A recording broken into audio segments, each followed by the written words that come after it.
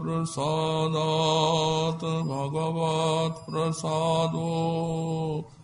यस्य प्रसादान्न गतिः कुतोऽपि ध्यायं स्तुवं तस्य यशस्त्रिसन्ध्यं वन्दे गुरो श्रीचरणारविन्दम् आजानुलम्बितभुजौ कनकावदातौ सङ्कीर्तनैकपितरौ कमलायताक्षौ विश्वाम्बरौ द्विजवरौ जुगधर्मपालौ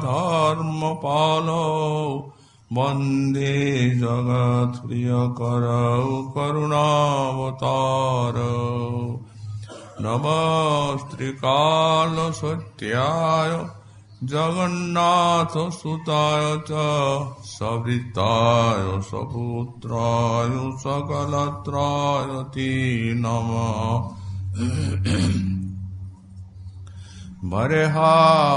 बर्हापीडाभिरामं मृगमदतिलकं कुण्डलाक्रान्तगण्डाम् पञ्चाक्षं कम्बुकण्ठं स्मितसुभगमुखं स्वाधुरीन्नस्तवीनुम् श्यामं शान्तं त्रिभङ्गं रविकरवसनं भूषितं वैजयन्त्या वन्दे वृन्दावनस्थं युवतिशतवृतं ब्रह्मगोपालवेशम् तप्तकाञ्चन गौराङ्गी राधे वृन्दावनेश्वरी वृषभानुसुते देवी तं नमामि हरिप्रिये मूकं करोति वाचालं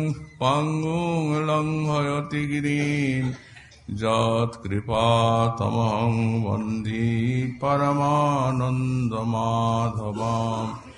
वाञ्छाकल्पतरुभ्यश्च कृपासिन्धुभ्य एव च पतितानां पावनेभ्यो वैष्णवेभ्यो नमो नमः हरिभक्ति पराजित हरिनामपरायणा दुर्वृत्ता वा सुवृत्ता वा त्रिसङ्गनित्यं नमो नमः नमो धर्माय महते नमो कृष्णाय वेदसे ब्राह्मणे नमस्कृत्य धर्मान् वक्ष्ये सनातनान् नारायणं नमस्कृत्य नरं चैव नरोत्तमं देवीं सरस्वतीं व्यासं ततो जयोमुदीरयेत् जय रूप सनातन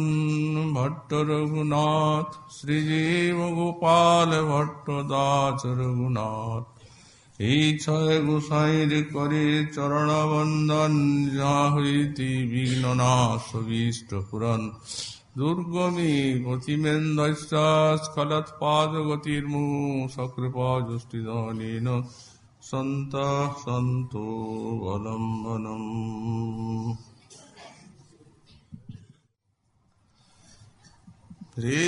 প্রেমোল্লাসৈক সীমা পরমরস চমৎকার বৈচিত্র সীমা সৌন্দর্যসৈক সীমা কিমপি নববায়ু রূপলাবণ্য সীমা লীলা মাধুর্য সীমা নিজজন পরমোদার্য বাৎসল্য সীমা সারাধা সখ্য সীমা জয়তি রতিকলা কিলিমাধুর্য সীমা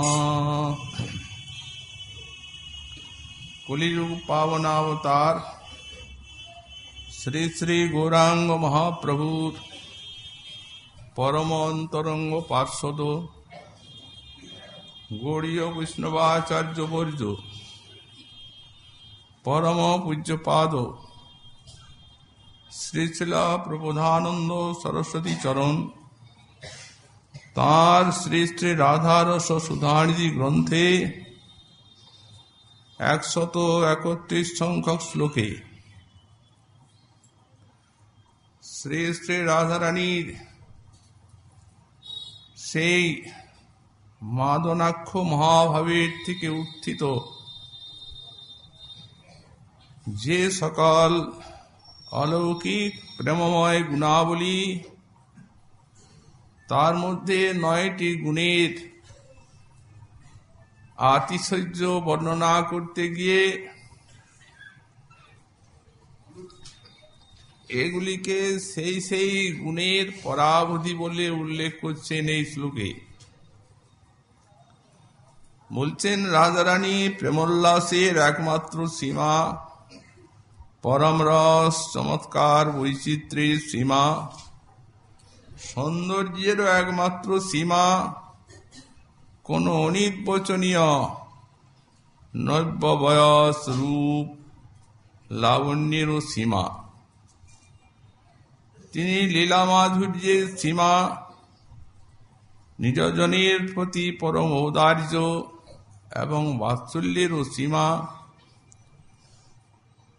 আনন্দেরও সীমা এবং রতিকলা কেলি মাধুর্যের সীমা। সে রাধারানী সর্বোৎকর্ষে বিরাজ করছেন। এই শ্লোকের ব্যাখ্যা প্রসঙ্গে আমরা রাধারানী রূপের কথা বলছিলাম। মহাজন বলছেন, দেখো দেখো এই রাধা রূপ অপার, না জানিয়ে ও বিধি আনি মিলাবলো এই ক্ষিতিতলে লাবণী সার, অঙ্গ হি অঙ্গ অনঙ্গ মূর ছায়ত। হে রে প্রয়ধীর কোটি মদন মোহিত করু যোজন সহেরি মহিমাগীত। কোটি কোটি মদনকে যিনি মূর্ছিত করেন, সেই তিনিও এ রাধারানীর রূপ দর্শনে মূর্ছিত হয়ে পড়েন। আমাদের গোস্বামীপাদি একটি শ্লোকে বলেছে, বেণু করাত নিপতিতঃ স্খলিতম শ্রীখণ্ডম ভ্রষ্টঞ্চ পীতবসনম ব্রজরাজ শূনো জৈস্যা সরাঘাত বিমূর্ছিতস্য, জৈস্যা কটাক্ষ সরাঘাত বিমূর্ছিতস্য তং রাধিকাং পরিচরামি কদারসেন। রাধারানীর একটু সামান্য কটাক্ষপাত,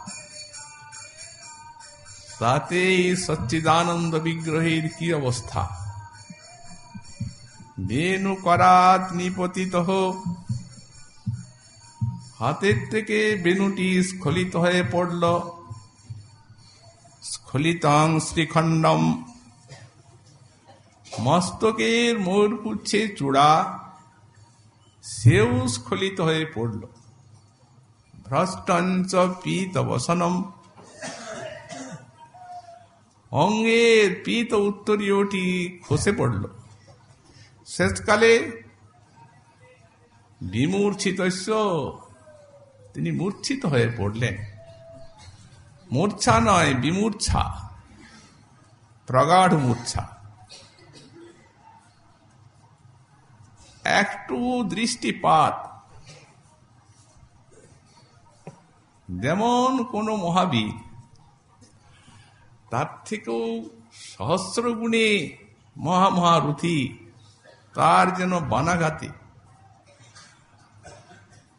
তার যেন মাথার কিরিট খসে পড়ে, হাতের ধনুর্বাণটি স্খলিত হয়ে যায়, কবচাদিও সব খসে পড়ে, শেষকালে মূর্ছা।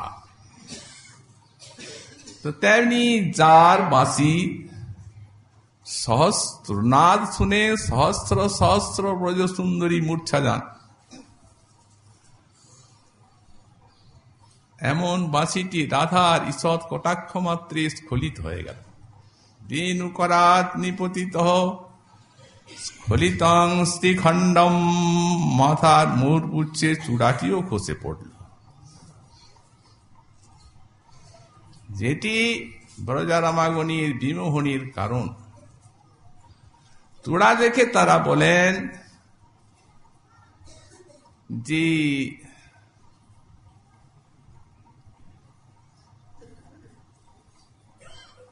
এই চূড়াকে বাঁধল,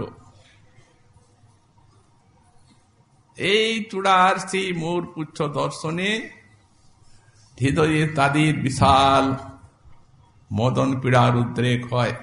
চূড়াটি বাঁধিয়া উচ্চ কে দিল মৌর পুচ্ছ, ভালে সে রমণী মনোলোভা। আর স্খলিতং শ্রীখণ্ডম পীত বসনং ব্রজরাজ শোনো, পীত বসনটিও স্খলিত হয়ে পড়ল। কোটি পীত বসন রসনা তাহে জোড়া, ঘাটে নিড মিলে বিধি কলঙ্কের কুড়া। যারা পীত বসন দেখে যাদের মোহ হয়, সে তারও বিমোহ। এটি মাদন রস রঞ্জিত রাধার ওই রূপমাধুর্যেরই প্রভাব। রূপমাধুর্য সম্বন্ধে এড়িয়ে সীমা, এ সম্বন্ধে অনেক কথা আমরা বলবো পরে। আজকে শ্রী শ্রী এই গিরিরাজির অন্নকূট লীলা, ইন্দ্রজাগ খণ্ডন করে শ্রীকৃষ্ণের গোবর্ধন যাগ স্থাপন, আমরা আজকার দিনে সেই লীলা কিঞ্চিত সংক্ষেপে আলোচনা করে থাকি। নন্দ মহারাজের বংশ পরম্পরাক্রমে এই আজকে যে কার্তিক শুক্লা প্রতিপদের দিন, আজ তারা গোবর্ধনের তটদেশে ওই ইন্দ্র পুজো করতেন। শ্রীকৃষ্ণের যখন 7ম বর্ষ বয়ক্রম, তখন উনি মনে মনে চিন্তা করলেন যে এই নরলীলায় এসে আর আমার পার্শ্বদগণ তো নিজের স্বরূপ ভুলেছেন, আমাকেও ভুলতে হয়েছে, তা নয় নরলীলার আস্বাদন হয় না। কিন্তু ইন্দ্র এত বড় মূর্খ, সামান্য একটা দেবতা হয়ে আমি যাদের সেবা করছি, চরণ ধুলি নিচ্ছি, তাদের সেবা নিচ্ছে বছরে বছরে। অসহনীয় ব্যাপার, এটা খণ্ডন করতে হবে। আর সেই স্থলে আমার পরম ভক্ত যে শ্রী শ্রী গোবর্ধন হরিদাস বৈদ্য, তার সেবা স্থাপন করব। এক লীলায় করেন প্রভু কার্য 5-7, আর সব পার্শ্বদগণকে এই রাধারানীর মতো দুর্লভ দর্শন, তাদেরকেও একটু দীর্ঘ সময় দেখব, তাদেরও দর্শনাদি সঙ্গ লাভ হবে। আর ব্রজবাসী গণের আনন্দ বর্ধন করা। তো যখন মহারাজ নন্দ সব গোপগণ নিয়ে সেই কার্যে ব্যস্ত আছেন, রাজের তটে আজকার দিনে, তার আগে তখন সেইখানে গেলেন বলদেবের সঙ্গে, যে বলছেন পিত, আপনারা এত ত্বরান্বিত হয়ে আর এই কি কার্য করছেন, এটা কার উদ্দেশ্যে এই কার্যের অনুষ্ঠান, এর কি ফল এবং এর সাধনাই বা কি, আমার জানতে খুব ইচ্ছে করছে। নন্দ মহারাজ মনে মনে ভাবছেন, এক ফোঁটা ছেলে আমার কার উদ্দেশ্যে এই যাগ, কি ফল, কি কি সাধন, এই সব জিজ্ঞাসা করছে। বিজ্ঞ ব্যক্তির মতো উনি একটু আনন্দ ডড়ো হয়ে আছেন। তো বাবা কি উত্তর দেবেন না মনে ভাবছিলেন। তো যারা মহৎ ব্যক্তি, সমদ্রষ্টা, তাদের কোনো কাজ কারো নিকটে গোপন থাকে না, এমন কাজই তারা করেন না। আর যদিও বা যারা উদাসীন কি যারা শত্রু, তাদের নিকটে গোপন করলেও আত্মীয় যারা, তাদের নিকটে তো গোপন করা যায় না কিছু, বরং তাদের নিকট খুলেই বলতে হয় সব কথা, তাদের সঙ্গে পরামর্শ করে কাজ করতে হয়, তাহলে তো কাজ সফল হয়। অতএব হে পিত, এটা আর আমাকেই তো এই সব করতে হবে পরে, অতএব কৃপা করে আপনি বলে দিন এই যাগটি কিসের। তখন বাবা বলছেন, বৎস, এটি ইন্দ্র যাগ। আমরা এই কার্তিকী শুক্লা প্রতিপদের দিনে এই যাগের অনুষ্ঠান করে থাকি। কারণ ইন্দ্র হচ্ছেন বর্ষাদি দেবতা, তিনি বৃষ্টি দেন যাতে এই বৃহৎ ফসল সব হয়ে থাকে, সারা বিশ্বের জীবিকা তাতেই নির্বাহ হয়। সুতরাং যিনি যে জীবিকার অন্তর্গত থাকুন, এগুলির তো দরকার। এই জন্য বর্ষাদি দেবতা, বৃষ্টিগুলি তার আত্মমূর্তি, অতএব তার আমরা আরাধনা করি। আর তার দেওয়া বৃষ্টির ফল, এই যে বৃহৎবাদী যা আমরা ভোগ করি,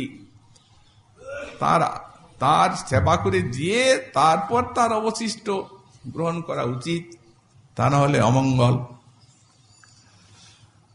কৃষ্ণ বলছেন, বাবা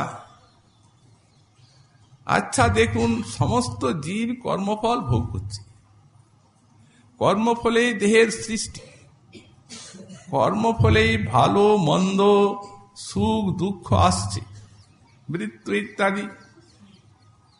কর্মফল তো কেউ খণ্ডন করতে পারে না। সুতরাং পিত, যদি কেউ একজন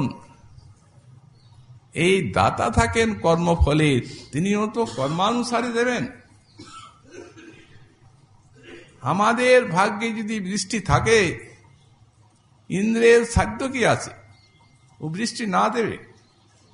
তাতে আমরা পুজো করি আর না করি। অতএব হে পিত, আমরা গোপ জাতি বনে জঙ্গলে পর্বতে বাস করি, আমাদের প্রত্যক্ষ দেবতাই গাভী, গোপালন আমাদের জীবিকা। আমাদের দেবতা ব্রাহ্মণ, সর্বোপরি শ্রী শ্রী গিরিরাজ গোবর্ধন, তার নামই হচ্ছে গোবর্ধন। তিনি সমস্ত গো সমৃদ্ধি বর্ধন করে থাকেন। অতএব আমরা এদার যাগ করব, ইন্দ্রের যাগ করতে যাব কেন? আর দেখুন, নতুন করে কিছু করার নেই। এই যে জিনিস আপনারা সংগ্রহ করেছেন, এতে ইন্দ্রযাগটি হবে। তবে এর থেকে আমরা গোপজাতি, যার গৃহে যত দুগ্ধ আছে, দধি আছে, এখানে আনা হোক, মিষ্টান্নাদি, পিষ্টকাদি, লড্ডুকাদি সব তৈরি করা হোক।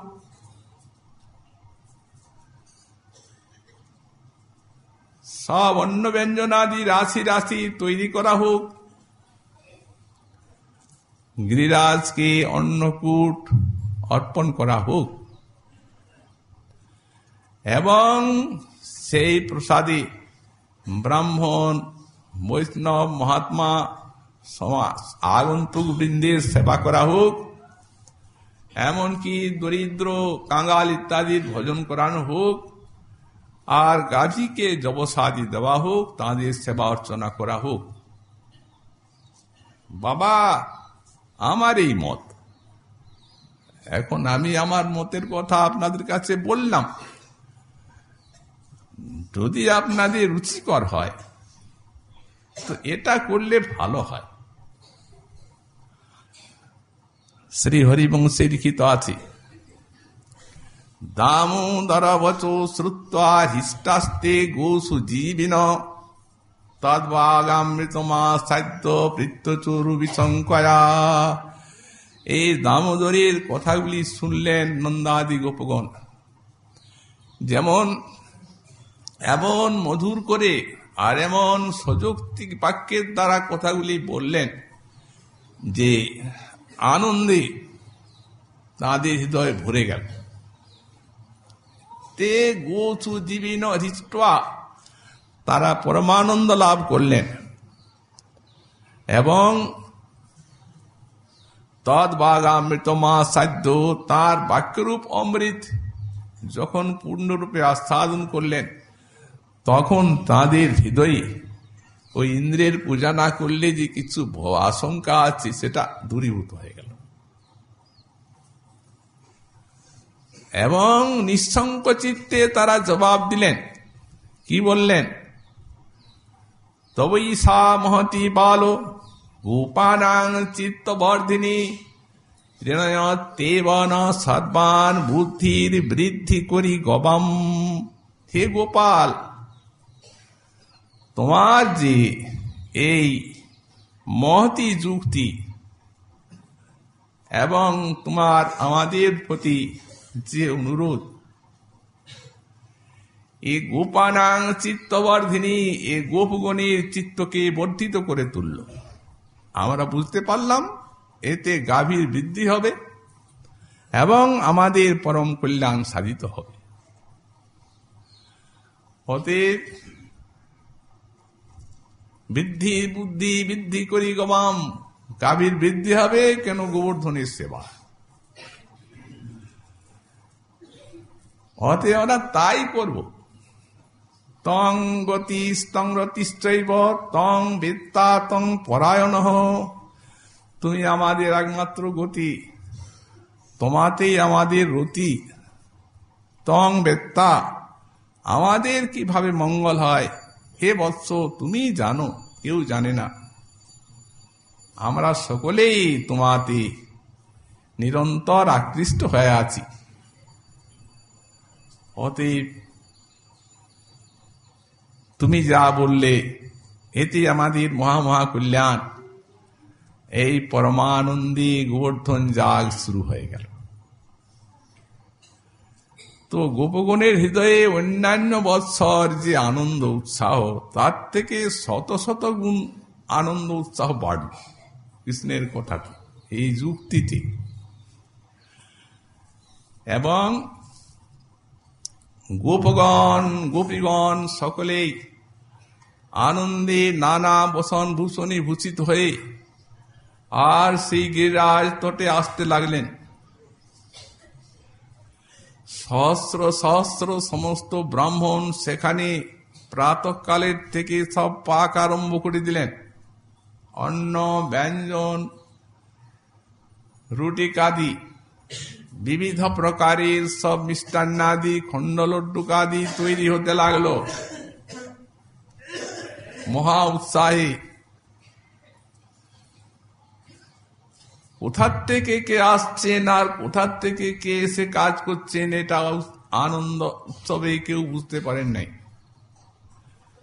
কৃষ্ণই নিজের শক্তি প্রকাশ করে আর এই সহস্র সহস্র ব্রাহ্মণের রূপ ধারণ করে আর সব এখানে রান্না চলতে লাগে। অনুকূল বস্তু সমস্ত সংগৃহীত হয়ে গেল অল্প সময়ের মধ্যে। এবং সেখানে নন্দ মহারাজ বিশ্বভানু রাজা ইত্যাদি যে সব গোপগণ এখানে মহারাজ আছেন, রাজারা, তারা স্বর্ণ শৃঙ্খলে আবদ্ধ বড় বড় সব হস্তিতে আরোহণ করে নন্দ মহারাজ কৃষ্ণ বলদেবকে নিয়ে, গর্গাচার্যকে নিয়ে, ভাগুরীকে নিয়ে সেইখানে উপস্থিত হলেন। হাজার হাজার সমস্ত বেদজ্ঞ ব্রাহ্মণ গর্গ ভাগুরী সব পৌরোহিত্যে তারা সবকে যজ্ঞ করছেন, কে বেদ পাঠ করছেন, কে চরু পাঠ করছেন, কে আহুতি দিচ্ছেন। একবারে মুখরিত গিরিরাজের তট, বিশাল উৎসব। আরো এলেন যত দেবর্ষি, রাজর্ষি, ব্রহ্মর্ষি, হংস, পরমহংস, সিদ্ধ, মহাসিদ্ধ, এই গিরিরাজের সাক্ষাৎ কৃষ্ণ কর্তৃক অনুষ্ঠিত যাগ, এ কার বা দেখার ইচ্ছা নেই? সকলেই গিরিরাজের তটে এসে উপস্থিত হলেন। আরো এলেন হিমালয় পর্বত, সুমেরু পর্বত, বিন্ধ্য পর্বত, বড় বড় পর্বত রাজ যারা, নিত গিরিরাজ সবার মাথার উপরে, সবার আরাধ্য, তারা এলেন নানা উপায়ন নিয়ে। বিবিধ মণি, রত্ন, মানিক্যের হার, এগুলো গিরিরাজকে সব উপহার দেবেন। সব প্রণাম করেন এসে গিরিরাজের তটে সমস্ত দেবকুল, ইন্দ্রবাদ সব দেবকুল অলক্ষ্যে এসে আর সেইখানে রহস্যময় যজ্ঞ দেখবেন বলে উৎকণ্ঠিত হয়ে আর দর্শন করতে লাগলেন। আর এলেন একজন শ্রীমন্নারদ ঋষি, তিনি যে শ্রীমন মহাদেবকে বলছেন, দেবাদিদেব কৈলাসে বসে বসে ঝুমুচ্ছেন, কি ভাবছেন? এমন নয়, চলুন বৃন্দাবনে। ভগবান গোবিন্দ আজকে সেখানে গিরিরাজের ইন্দ্রজাগ খণ্ডন করে গিরিরাজের যজ্ঞ আরম্ভ করেছেন। দেখার মতো জিনিস। সারা বিশ্ব ব্রহ্মাণ্ডের সব মনীষীগণ, সিদ্ধ, মহাসিদ্ধ সব এসে উপস্থিত। এই আনন্দ সংবাদ শ্রবণ করে উনি করলেন কি, উনি ভস্ম মাখলেন ভালো করে, জটাজুটকে বন্ধন করলেন, তারপর ওই সর্পের যে হার সেগুলিকে ভালো করে গলায় বেঁধে নিলেন। একটু বেশি করে সেদিন ভাং খেলেন, ধুতরা পান করলেন, যাতে আনন্দটা আস্বাদন করা যায়, জমাট বাঁধা আনন্দ। একটু বেশি মাত্রায় বিষ খেলেন, আর পর্বত নন্দিনীকে সঙ্গে নিয়ে নন্দী বিষের উপরে আরোহণ করে প্রমথগণ সঙ্গে যারা তাঁর পার্শ্বদ নিয়ে গিরিরাজের তটে এসে গেলেন। কেউ বাদ নেই, একমাত্র ইন্দ্র ছাড়া। সব অপূর্ব সব রহস্য। ব্রাহ্মণগণ অল্প সময়ের মধ্যে রন্ধনাদি সব পাক হয়ে গেল। যাগ যজ্ঞন্তি বেদজ্ঞ ব্রাহ্মণেরা গিরিরাজের সেবা করলেন। অর্চনা হলো, অর্চনার পরে সব পুষ্পাঞ্জলি দেওয়া হবে। সব বেদজ্ঞ ব্রাহ্মণগণ সকলকে পুষ্প দিয়ে পুষ্পাঞ্জলি গিরিরাজের দেওয়া হলো, ভোগ নিবেদন করা হলো। যেমনি ভোগ নিবেদন করা হয়েছে তেমনি একটা অত্যাশ্চর্য ব্যাপার ঘটল সেখানে, অদ্ভুত, যেটা কোনোদিন হয় না। হঠাৎ সেই গিরিরাজের উপরে, গিরিরাজ মানে তখন গিরিরাজ তো সব রত্ন মণিমাণিক্যের সব শৃঙ্গ, স্বর্ণের শৃঙ্গ চূড়া, আর গিরিরাজ তো তখন সূর্যের ঘোড়াগুলিতে ওর উপরে ঘাস খায়। এত বিশাল গিরিরাজ, তার একটি চূড়ার উপরে আকাশ চুম্বী এক বিশাল রূপ হঠাৎ প্রকাশিত হয়ে পড়লেন।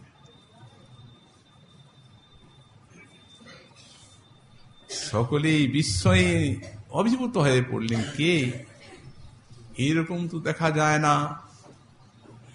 এইখানে কৃষ্ণ আছেন তাদের কাছে সবার থেকে ছোট, আর ওইখানে যেটা দেখছেন হুবহু কৃষ্ণ, তেমনি কৃষ্ণ বর্ণ, তেমনি মুখ, তেমনি নাক কান চোখ, তেমনি অবয়ব, কিন্তু সবার থেকে বড়, ওর থেকে আর বড় নেই।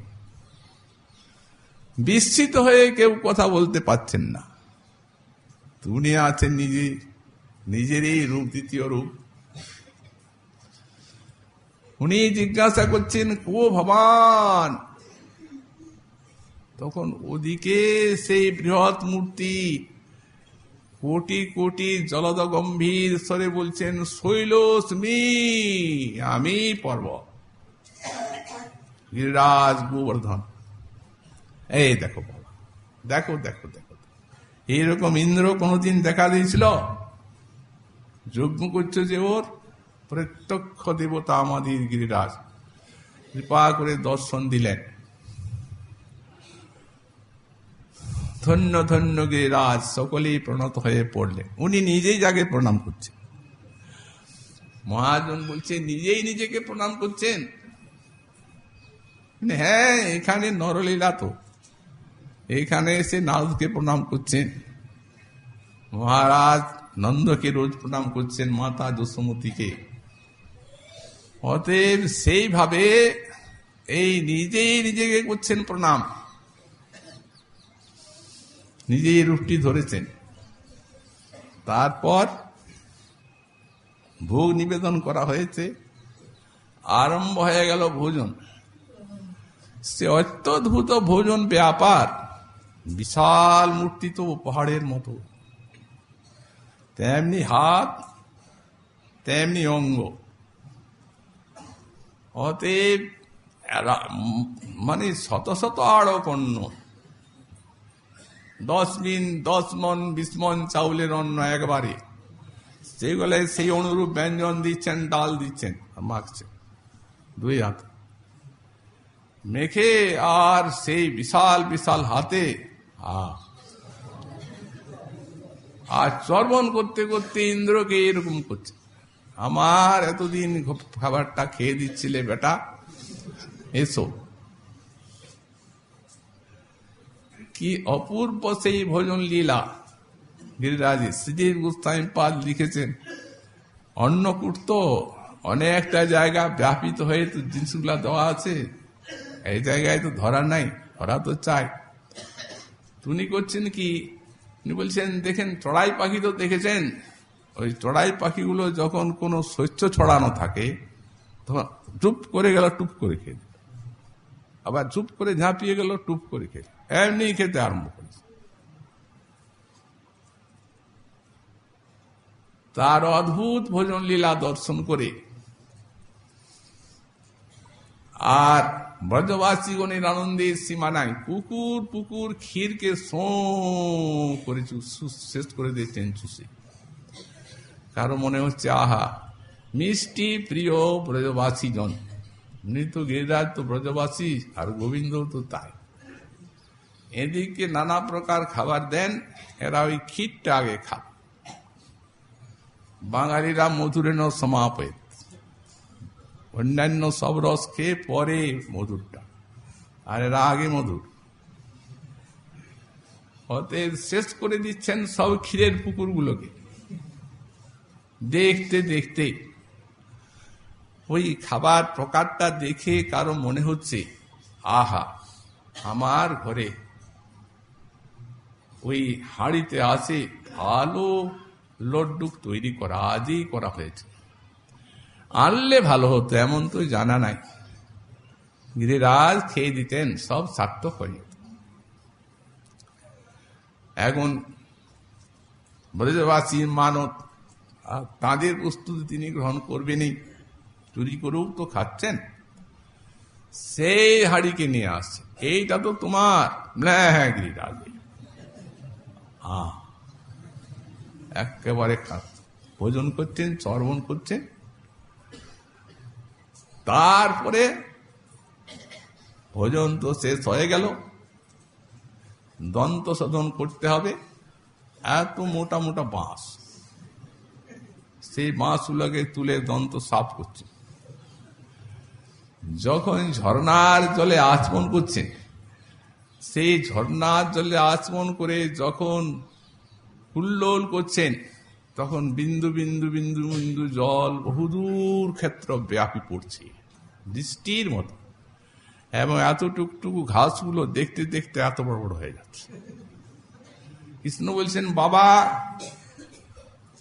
তোমার ঘাসের জন্য যত চিন্তা, ওই দেখো যার কুল্লোল জলে এমন ঘাস হয়, তার কৃপারূপ বাড়ি বর্ষণে কি না হতে পারে, এটাই বুঝো। ইন্দ্র কি করবে? সত্যি গোপাল অদ্ভুত। যখন এরকম খাবারগুলো তুলছেন, তখন বাচ্চাগুলো সব ভয়ে আড়ষ্ট হয়ে যাচ্ছে, বৃদ্ধগুলো অবাক হয়েছে আছে, আর যুবক যারা তারা হাসছে। এরকম বিবিধ চেষ্টা গোপীদের প্রকাশ পাচ্ছে দর্শকদের। তারপরে কুল্লোল করা হলো, রাশি রাশি সব সহস্র সহস্র সব তাম্বুল তৈরি আছে, চর্বণ করছেন। কি প্রসন্নতা, একবারে মুখে উজ্জ্বল মুখ। আর সেই তাম্বুল চর্বণ করতে করতে তারপরে বাবা আরতি করতে হবে। তখন বিশাল বিশাল মশাল দিয়ে আরতি করা হচ্ছে। সব আরতি করে দণ্ডবত দণ্ডবত করে করজোড়ে প্রার্থনা করছেন, হে গিরিরাজ, আপনি আমাদের প্রত্যক্ষ দেবতা, নন্দনন্দনীর কৃপায় আপনার আমরা দর্শন পেয়েছি। সুতরাং আপনার সেবা ছাড়া আর আমরা কারো সেবা জানি না, জানবো না। আপনি আমাদের কল্যাণ করবেন, আমাদের মঙ্গল গো সমৃদ্ধি সব আপনার কৃপায় হবে, এই আমাদের বিশ্বাস। উনি জলদ গম্ভীর স্বরে বলছেন, ওহে গোপগণ, আমি তোমাদের সাক্ষাৎ প্রত্যক্ষ দেবতা, তোমরা নিত্য আমার আরাধনা করবে, আর আমি তোমাদের গো সমৃদ্ধি সম্পাদন করব। নামটা আমার গোবর্ধন, এবং তোমাদের প্রভূত ধন সম্পত্তি সমস্ত দান করব আমি।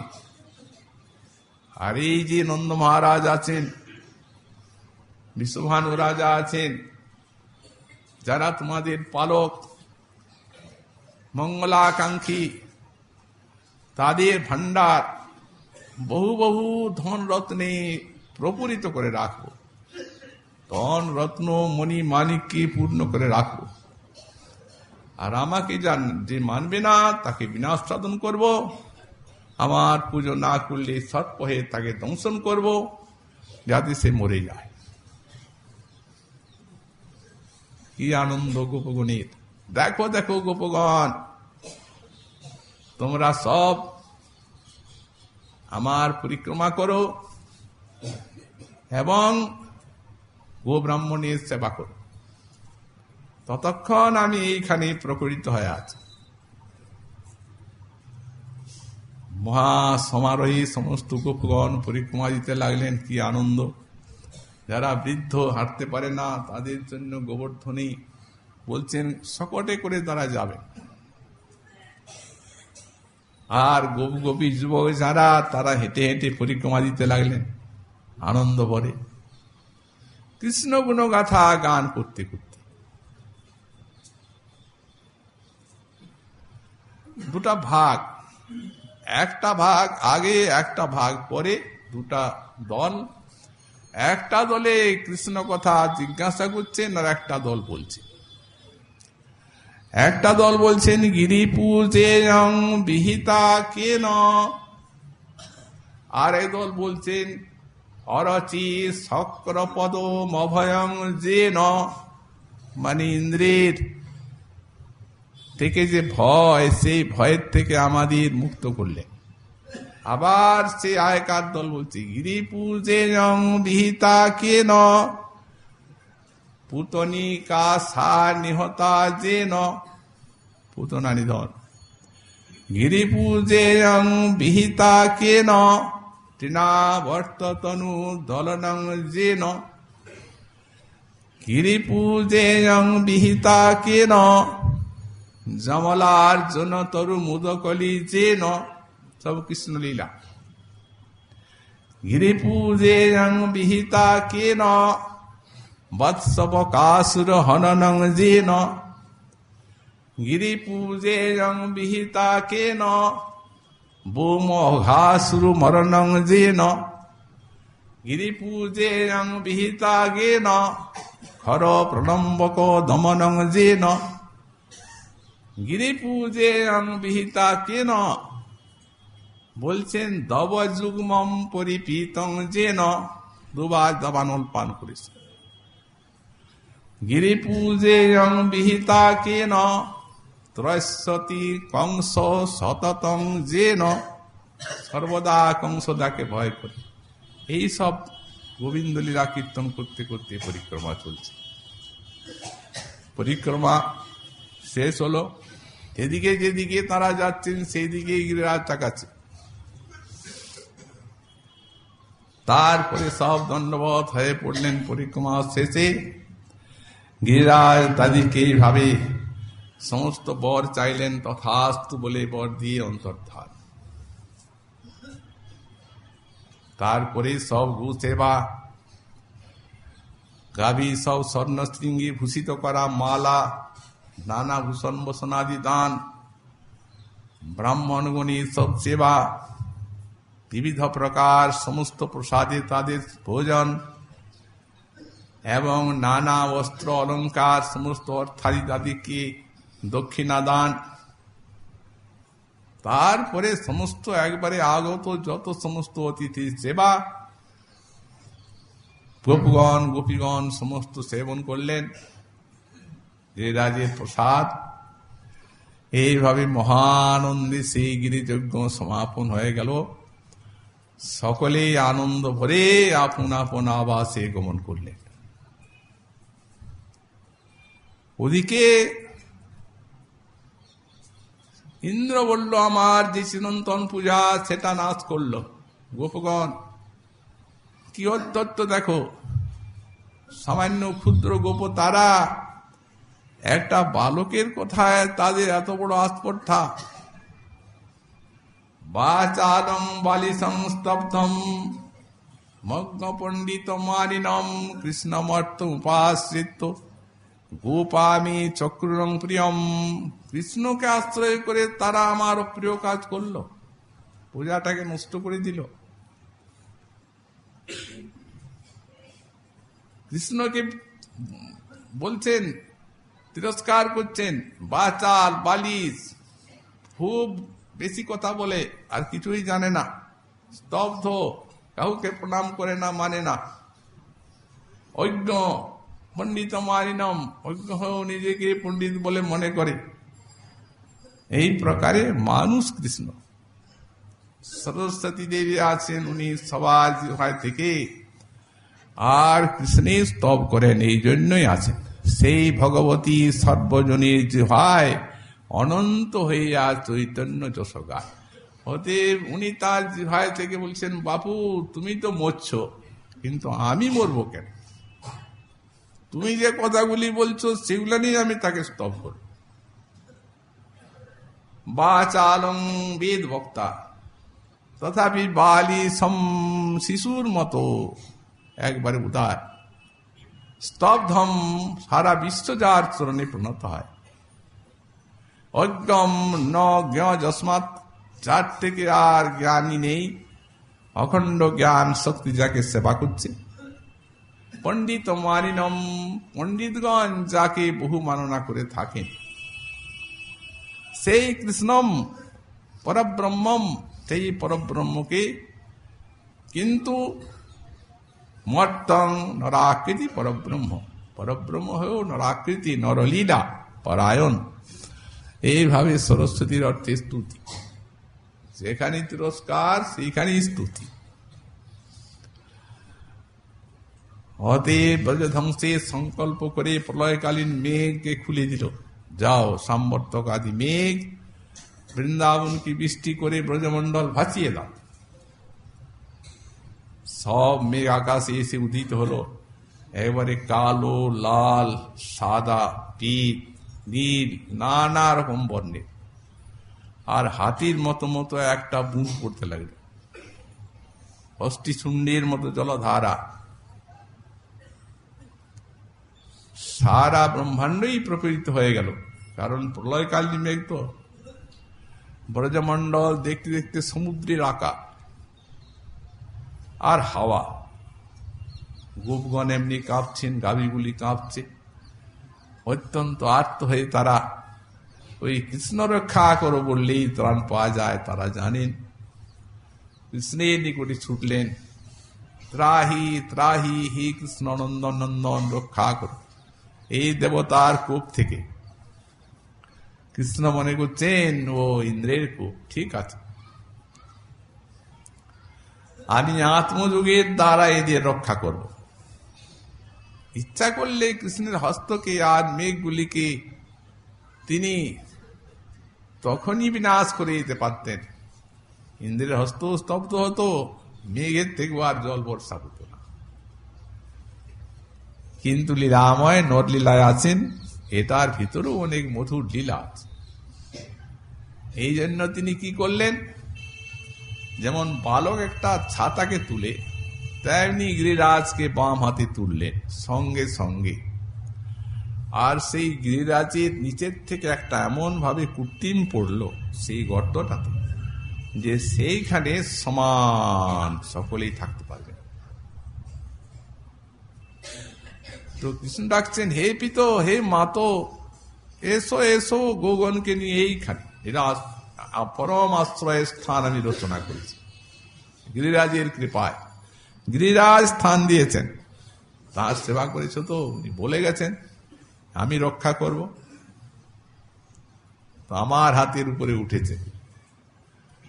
সকলেই সেইখানে গেলে। এইখানে ব্রহ্মাণ্ডের লোকের স্থান হবে। বিভু ব্যাপক ব্রজধাম তো, একটি রেণুকণার ভিতরে ব্রহ্মাণ্ড বৈকুণ্ঠ থাকতে পারে। সকলেই নিরাপদে সেখানে গেলেন। কিন্তু তখনও বৃষ্টি করছে, সেই জলধারা ঢুকতে পারে ওইখানে, তাহলে আর তিষ্ঠিতে পারবেন না। ভিতরে জল ঢুকবে তো সেই প্রবাহে।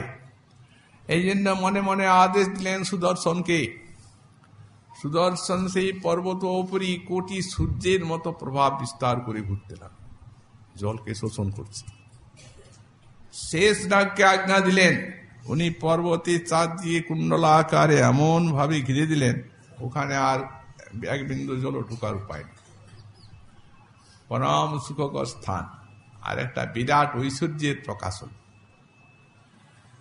শ্রীজীব গোস্বামী পাদ লিখছেন গোপাল চম্পুতে, ওনার এই যে বাহুটা, ওটা একটা নীলমণি ছাতার যেমন দণ্ড থাকে, এই নীলমণির দণ্ড, ওটা যে ছাতাটা উনি ধরেছেন সেটা দণ্ড নয়, সেটা সচ্চিদানন্দময় কৃষ্ণের বাম বাহু, ওইটা ছাতার দণ্ড। আজ ছত্রটি হচ্ছেন সাক্ষাৎ হরিদাস বৈর্য গিরিরাজ।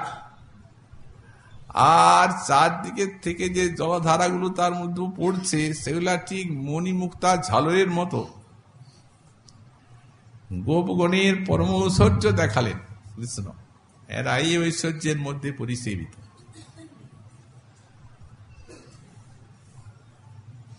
সাহচিক বৃন্দাবনে যে ঐশ্বর্য সিন্ধু, এ দ্বারকা বৈকুণ্ঠে ঐশ্বর্য তার এক বিন্দু। ভাবতেই বৃন্দাবনের এইরূপ ঐশ্বর্য, ঐশ্বর্যের উপরেই মাধুর্যের প্রতিষ্ঠা। এইভাবে 7টা দিন সেখানে আমাদের হরিবংশে লিখিত আছে। এই শ্রী গোপাল চম্পুতে গিরিধর বদনেন্দু রশ্মি পীযুষধারম পিবদিহ পশুজাতম সপ্তরাত্রিন দিবানি, 7 দিন 7 রাত ওই গিরিধারীর মুখারবিন্দ মাধুর্য আস্বাদন করছেন। সব পশুগুলি পর্যন্ত খাওয়া দাওয়া ভুলেছে। সেখানে গোপ গোপীরার কথা কি আছে? সকলেই আহার বলেছে। গিরিধারীর মুখারবিন্দ পান করছেন অমৃত ধারার মতো। সব কারো কিছু ক্ষুধার কথা মনে না থাকলেও মা কৃষ্ণের ক্ষুধা ভুলতে পারেননি। এক দিয়ে যশোদা, এক দিয়ে রোহিণী মুখটা কৃষ্ণের মুছে দিচ্ছেন, আর মা নবনীত দিচ্ছে। এত বড় ঐশ্বর্য পাতেও ব্রজবাসীগণের এই মাধুর্য সিন্ধু নড়েনি একটু। কৃষ্ণ ভজন করছেন আনন্দে, মা খাওয়াচ্ছেন। মা বলছেন, দেখো মহারাজ, ও গোপগণ, তোমাদের কি একটু কোনো দয়া মায়া নেই? আমার এতটুকু কোমল ছেলে, সে এত বড় পাহাড়কে ধরে আছে, আর তোমরা দাঁড়িয়ে দাঁড়িয়ে কি দেখছো? একটু সবাই মিলে ধরো না পাহাড়টা, আমি আমার ছেলেকে একটু স্তন্যপান করাই। তখন সব লাঠি দিয়ে, ছেড়ে দে গোপাল, যা মায়ের কোলে যা। গোপাল বলছেন, বাবা এইরকম হবে না। দেখো গিরিরাজ বলছে কি, দেখ গোপাল, তুই আমার পুজো এনেছিস, তোর হাতে থাকবো বাবা, অন্যজনকে দিলেই আমি পড়ে যাব। তখন কি অনর্থের সৃষ্টি হবে? কোনো কষ্ট নাই, অসুবিধা নেই। রাধারানী শুনে বলছেন, গিরিরাজ তুমি তো অভীষ্ট দাতা বলেইছ, অতএব ওর হাতে ভার দিও না, তুলোর মতো হালকা হয়ে থাকো। সবাই এরকম প্রার্থনা করছে। সব মাধুর্যের লীলা। মহাজন বলছেন, যদি এই ক্ষণে ক্ষণে এই 7 দিন যে লীলা করলেন, এই লীলা যদি অনন্তদেব সহস্রমুখী সহস্র যুগ কীর্তন করেন তো শেষ করতে পারবেন না। এত লীলা এই 7 দিনের ভিতরে হলো। এইখানে গোবর্ধনের তলায়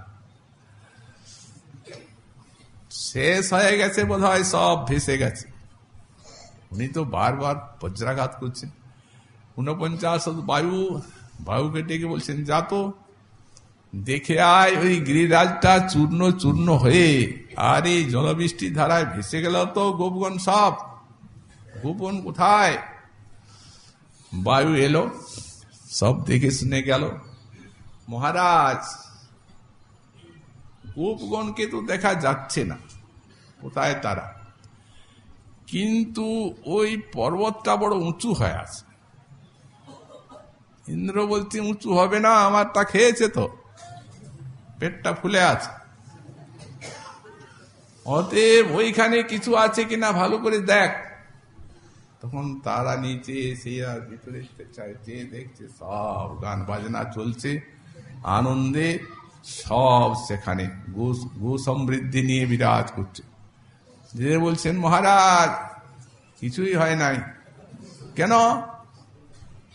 অন্য জায়গাগুলো ডুবলে কি হবে? ওখানে সব পর্বত, তার নিচে সব বাস করছেন আনন্দে, গান বাজনা চলছে। আর মনে হয় মহারাজ দূরের থেকে দেখা তো ওই নন্দীর ছেলেটা বোধহয় ধরে আছে পাহাড়টা। আরে মাথা খারাপ, মানুষে কখনো পাহাড় ধরতে পারে? এখন পাহাড়টাই আমারই ভুল। যখন সব পাহাড়ের পাখা কাটি তখন ওরটা ভুলে গেছে, এই যাচ্ছে পাখা কেটে তাকে। ভালোই হয়েছে, এক জায়গায় সব চাপা পড়ে পঞ্চত্ব প্রাপ্তি হয়ে যাবে। এত দেখেও না দেখা। তারপরে ঘন ঘন ঘন ঘন বজ্রপাত বজ্রপাত, হাজার হাজারো লাখো লাখ। যা দেখে আয় কি হলো? পর্বত তো গুঁড়ো হয়ে গেল। সেই দুধ দিয়ে বলছে, মহারাজ এত যে করলেন, পাহাড়ের উপরে যে পিঁপড়ে গুলো চলছে একটাও মরেনি, আর পাহাড়ের উপরে গাছ পালা যা আছে একটা পাতাও ছিঁড়েনি। বেকার, কিচ্ছু না, সব অমনি আছে। ওই যে সুদর্শন আছে বুঝছেন, সবার লক্ষ্যে, ওখানে কে যাবে?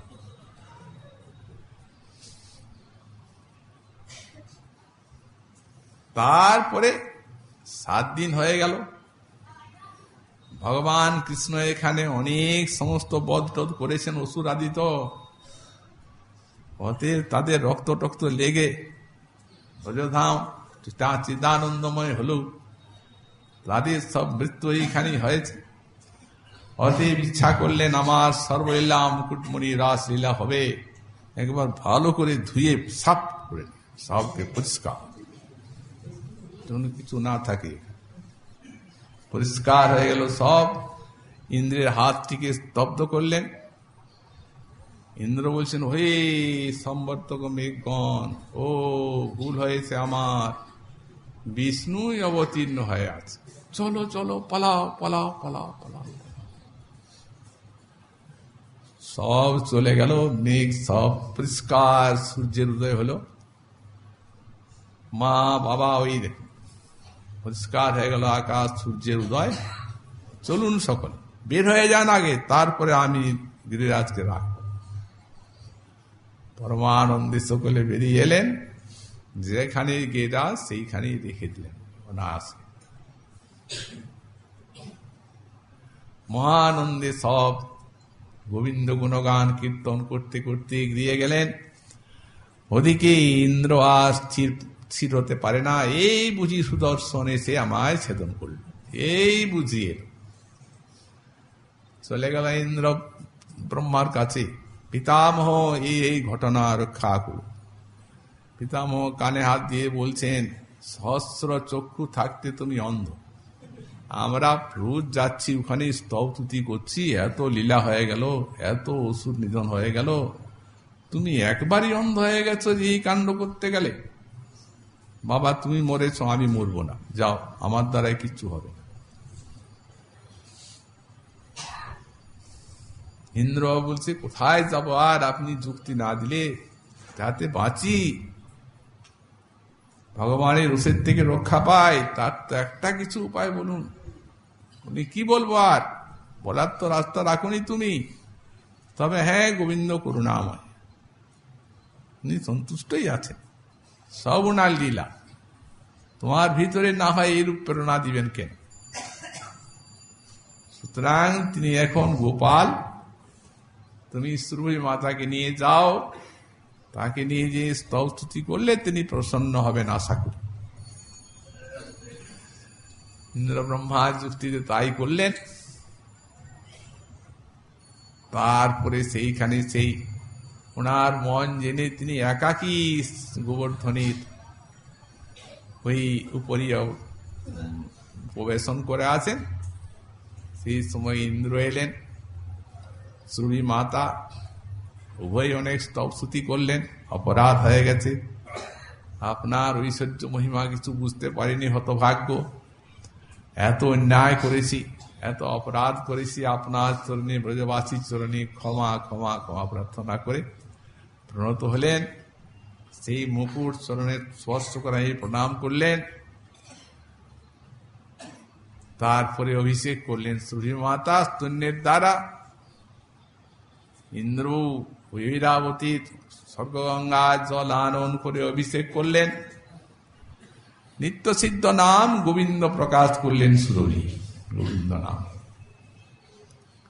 কৃষ্ণ বললেন, দেখো ইন্দ্র,